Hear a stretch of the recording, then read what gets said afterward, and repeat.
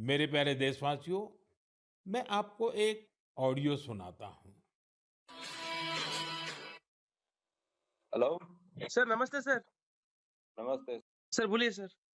देखिए, ये जो आपने एफआईआर नंबर मुझे सेंड किया है, इस नंबर के खिलाफ 17 कंप्लेंट्स हमारे पास। आप ये नंबर यूज कर रहे हैं?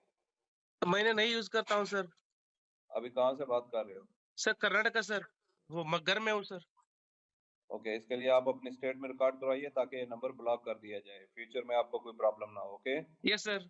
अभी मैं आपको कनेक्ट कर रहा हूँ, ये आपका इन्वेस्टिगेशन ऑफिसर है। आप अपनी स्टेट में रिकॉर्ड करवाइए ताकि ये नंबर ब्लॉक कर दिया जाए। Okay, yes sir, yes sir, yes sir. अब बताइएगा मैं किसके साथ बात कर रहा हूँ। अपना आधार कार्ड मुझे शो कीजिएगा वेरीफाई करने के लिए, बताइएगा। सर मेरे पास अभी नहीं है sir Aadhaar card sir, please sir. Phone आपके फोन में है? नहीं सर। फोन में आधार कार्ड की पिक्चर नहीं है आपके पास? नहीं है सर। नंबर याद है आपको? सर नहीं है सर, नंबर भी याद नहीं है सर। हमने सिर्फ वेरीफाई करना है। ओके, वेरीफाई करने के लिए नहीं सर। आप डरिए ना, डरिए ना। अगर आपने कुछ नहीं किया तो आप डरिए ना। हाँ सर, हाँ सर। अगर आपके पास आधार कार्ड है तो मुझे दिखा दीजिए वेरीफाई करने के नहीं लिए। सर, नहीं सर, मैं गांव को आया था सर, घर में है सर। Okay, coming. जय हिंद। इस व्यक्ति के वन साइड वीडियो का रिकॉर्ड करो as per the protocol. Okay, ये ऑडियो सिर्फ जानकारी के लिए नहीं, ये कोई मनोरंजन वाला ऑडियो नहीं है। एक गहरी चिंता को लेकर के ऑडियो आया है। आपने अभी जो बातचीत सुनी, वो डिजिटल अरेस्ट के फरेब की है। ये बातचीत एक पीड़ित और फ्रॉड करने वाले के बीच हुई है। डिजिटल अरेस्ट के फ्रॉड में फोन करने वाले कभी पुलिस, कभी सीबीआई, कभी नारकोटिक्स, कभी आरबीआई, ऐसे भांति भांति के लेबल लगाकर बनावटी अधिकारी बनकर बात करते हैं और बड़े कॉन्फिडेंस के साथ करते हैं। मुझे मन की बात के बहुत से श्रोताओं ने कहा कि इसकी चर्चा जरूर करनी चाहिए। आइए, मैं आपको बताता हूं ये फ्रॉड करने वाली गैंग काम कैसे करती है, ये खतरनाक खेल क्या है। आपको भी समझना बहुत जरूरी है, औरों को भी समझाना उतना ही आवश्यक है। पहला दाव, आपकी व्यक्तिगत जानकारी, वो सब जुटा करके रखते हैं। आप पिछले महीने गोवा गए थे, है ना? आपकी बेटी दिल्ली में पढ़ती है ना? वे आपके बारे में इतनी जानकारी जुटा कर रखते हैं कि आप दंग रह जाएंगे। दूसरा दाव, भय का माहौल पैदा करो। वर्दी, सरकारी दफ्तर का सेटअप, कानूनी धाराएं, वो आपको इतना डरा देंगे, फोन पर बातों बातों में आप सोच भी नहीं पाएंगे। और फिर उनका तीसरा दाव शुरू होता है।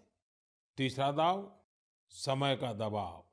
अभी फैसला करना होगा, वरना आपको गिरफ्तार करना पड़ेगा।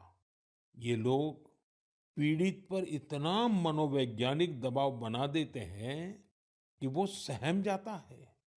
डिजिटल अरेस्ट के शिकार होने वालों में हर वर्ग, हर उम्र के लोग हैं। लोगों ने डर की वजह से अपनी मेहनत से कमाए हुए लाखों रुपए गंवा दिए हैं। कभी भी आपको इस तरह का कोई कॉल आए तो आपको डरना नहीं है। आपको पता होना चाहिए, कोई भी जांच एजेंसी फोन कॉल या वीडियो कॉल पर इस तरह पूछताछ कभी भी नहीं करती। मैं आपको डिजिटल सुरक्षा के 3 चरण बताता हूं। ये 3 चरण है: रुको, सोचो, एक्शन लो। कॉल आते ही रुको, घबराए नहीं, शांत रहे, जल्दबाजी में कोई कदम न उठाएं, किसी को अपनी व्यक्तिगत जानकारी न दें। संभव हो तो स्क्रीनशॉट लें और रिकॉर्डिंग जरूर करें। इसके बाद आता है दूसरा चरण। पहला चरण था रुको, दूसरा चरण है सोचो। कोई भी सरकारी एजेंसी फोन पर ऐसे धमकी नहीं देती। न ही वीडियो कॉल पर पूछताछ करती है, न ही ऐसे पैसा की मांग करती है। अगर डर लगे तो समझिए कुछ गड़बड़ है। और पहला चरण, दूसरा चरण और अब मैं कहता हूं तीसरा चरण। पहले चरण में मैंने कहा रुको, दूसरे चरण में मैंने कहा सोचो और तीसरा चरण कहता हूं एक्शन लो। राष्ट्रीय साइबर हेल्पलाइन 1930 डायल करें, cybercrime.gov.in पर रिपोर्ट करें, परिवार और पुलिस को सूचित करें, सबूत सुरक्षित रखें। रुको, बाद में सोचो और फिर एक्शन लो। ये 3 चरण आपकी डिजिटल सुरक्षा का रक्षक बनेंगे। साथियों, मैं फिर कहूंगा, डिजिटल अरेस्ट जैसी कोई व्यवस्था कानून में नहीं है। ये सिर्फ फ्रॉड है, फरेब है, झूठ है, बदमाशों का गिरोह है। और जो लोग ऐसा कर रहे हैं वो समाज के दुश्मन है। डिजिटल अरेस्ट के नाम पर जो फरेब चल रहा है उससे निपटने के लिए तमाम जांच एजेंसियां राज्य सरकारों के साथ मिलकर काम कर रही है। इन एजेंसियों में तालमेल बनाने के लिए नेशनल साइबर कोऑर्डिनेशन सेंटर की स्थापना की गई है। एजेंसियों की तरफ से ऐसे फ्रॉड करने वाली हजारों वीडियो कॉलिंग आईडी को ब्लॉक किया गया है।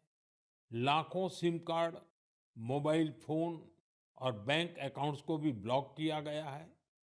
एजेंसियां अपना काम कर रही है, लेकिन डिजिटल अरेस्ट के नाम पर हो रहे स्कैम से बचने के लिए बहुत जरूरी है हर किसी की जागरूकता, हर नागरिक की जागरूकता। जो लोग भी इस तरह के साइबर फ्रॉड का शिकार होते हैं, उन्हें ज्यादा से ज्यादा लोगों को इसके बारे में बताना चाहिए। आप जागरूकता के लिए हैशटैग सेफ डिजिटल इंडिया का प्रयोग कर सकते हैं। मैं स्कूलों और कॉलेजों को भी कहूंगा कि साइबर स्कैम के खिलाफ मुहिम में छात्रों को भी जोड़ें। समाज में सबके प्रयासों से ही हम इस चुनौती का मुकाबला कर सकते हैं।